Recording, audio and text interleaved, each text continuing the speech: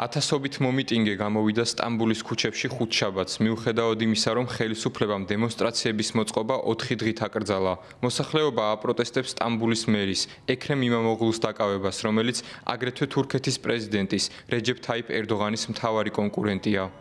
Bu yapılanlar რაც მოხდა ნამდვილად უკანონოა. უკანონო და უსაფუძვლო. ეს არაა დემოკრატია.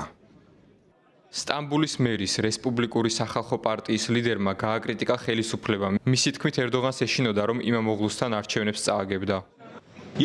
ის რაც მოხდა გადატრიალებაა, ესაა გადატრიალების მცდელობა. თურქეთის იუსტიციის მინისტრი ბრალდებებს გამოეხმაურა და თქვა, რომ სასამართლოები დამოუკიდებლად მოქმედებენ.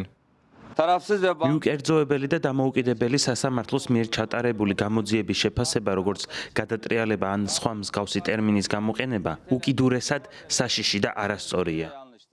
ევროკომისიის პრეზიდენტმა ურსულა ფონ დერ ლაიენმა შეშფოთება გამოხატა მერის დაკავების გამო. მან თურქეთს დემოკრატიული ღირებულებების დაცვის ვალდებულება შეახსენა. ჩვენ გვსურს, რომ თურქეთი დარჩეს ევროპასთან, მაგრამ ეს მოითხოვს მტკიცე ერთგულებას დემოკრატიული ნორმებისა და პრაქტიკის მიმართ და მნიშვნელოვანია, რომ თურქეთმა პატივი სცეს ამ ფუნდამენტურ პრინციპებს. თურქეთის პროკურატურა იმამოღლუს კორუფციასა და ქურთების მუშათა პარტიის დახმარებაში ადანაშაულებს.